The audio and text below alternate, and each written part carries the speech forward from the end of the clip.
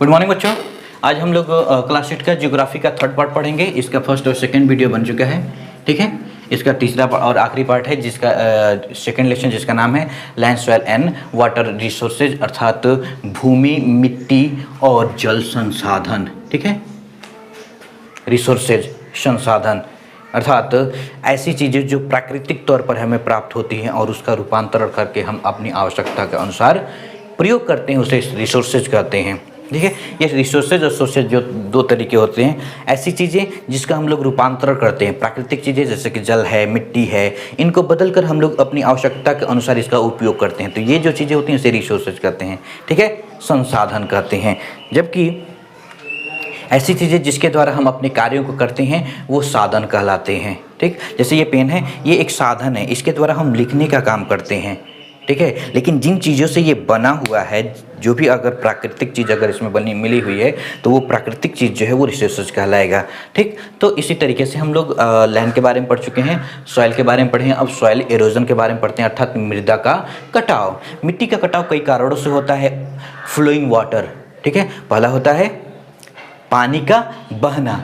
अत्यधिक मात्रा में जब पानी बहता है, जैसे कि बारिश के वक्त या बाढ़ आने के वक्त, जो पानी होता है वो बहते हुए अपने साथ मिट्टी को काट कर लेकर जाता है और किसी दूर दराज क्षेत्रों में छोड़ देता है, निक्षेपित कर देता है। इस तरीके से जो ऊपरी उपजाऊ मिट्टी होती है वो उस पानी के साथ बहकर चली जाती है। इसे मृदा का कटाव कहते हैं। स्पीडी वाइंड्स अर्थात तेज चलने वाली हवाएं, तूफान जो होता है, हवाएं तेज चलती हैं, जब वो तेज चलती हैं तो ऊपरी मिट्टी जो होता है वो उड़कर दूर चला जाता है, नालियों में, सड़कों पर इधर उधर बैठ जाता है, जिससे मिट्टी के अंदर जो उपजाऊ क्षमता होती है वो कम होती चली जाती है। तीसरा होता है human and animal activities. Human अर्थात मनुष्य के द्वारा ज़्यादा से ज़्यादा फर्टिलाइज़र यूज़ किया जाए, केमिकल रासायनिक खाद यूज़ किए जा रहे हैं, जंगलों की कटाई हो रही है, और जानवरों की यानी कि ओवर ग्रेजिंग, जैसे कि ज़्यादा से ज़्यादा जानवरों से चराई कर दिया जा रहा है, यानी कि जहाँ पर घास है वहाँ पर इतना ज़्यादा जानवरों को ले जाकर चरा दे रहे हैं कि घास वहाँ पर साफ़ हो जा रहा है, मिट्टी दिखने लग रही है, और जिसके कारण वहाँ की मिट्टी भुरभुरी होकर हवा के साथ, पानी के साथ आसानी से कटकर दूर चली जाती है, जिसे हम लोग सॉइल इरोजन कहते हैं।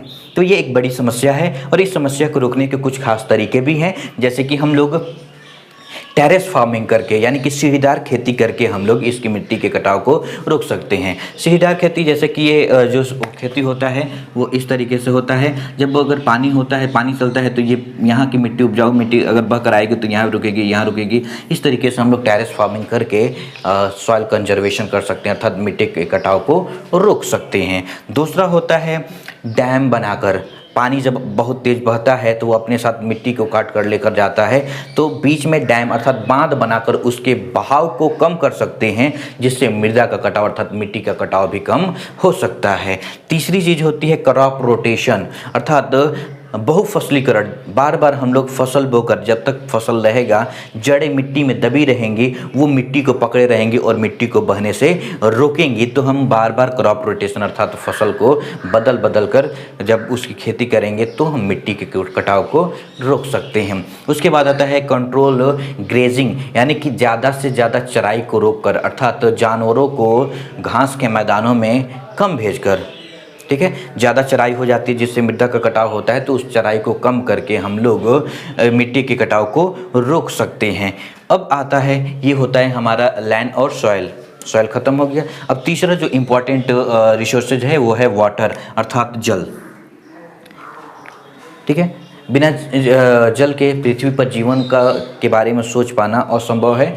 जल हमारे जीवन का एक बहुत ही महत्वपूर्ण हिस्सा होता है और पृथ्वी पर पाए जाने वाला एक बहुत ही महत्वपूर्ण रिसोर्सेज है, संसाधन है, प्राकृतिक संसाधन है। हमारी पृथ्वी पर लगभग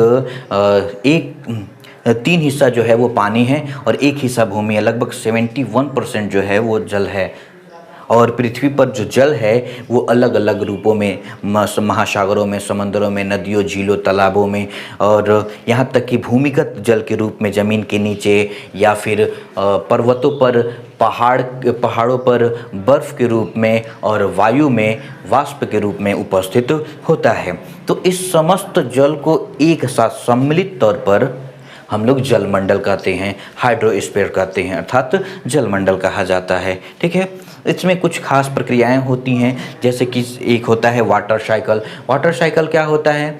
जब धूप निकलता है अर्थात सूरज की गर्मी आती है तो वो भूमिगत जल अर्थात भूमि पर पाए जाने वाले जो जल हैं, चाहे वो समंदर के हों, तालाब, झील इत्यादि के जो होते हैं, वो वाष्पीकृत हो जाते हैं, इवोपोरेट होते हैं, भाप बनते हैं और भाप बनकर वो ऊपर की तरफ उठते हैं। जब ऊपर की तरफ उठते हैं, जैसे जैसे ऊपर जाते हैं तापमान कम होने लगता है और जैसे ही तापमान कम होने लगता है वो जो भाप होते हैं वो पानी के बूंदों में बदलने लगते हैं और उसके बाद वो कंडेंसेशन होता है अर्थात वो संघनित होने लगते हैं, भारी होने के बाद एक दूसरे के साथ जुड़ने लगते हैं और उनके साथ धूल मिट्टी के कण भी होते हैं और इस तरीके से बादल का निर्माण होता है। जब उस बादल में अत्यधिक मात्रा में जल इकट्ठा हो जाता है तो वो प्रेसिपिटेशन के रूप में अर्थात किसी तौर पर वो ज़मीन पर वापस आ जाता है, जैसे कि ओस के रूप में, कोहरा के रूप में, बारिश के रूप में, ओले के रूप में अर्थात बर्फ़ के रूप में, कई रूपों में वो वापस पृथ्वी पर आ जाता है। तो पानी का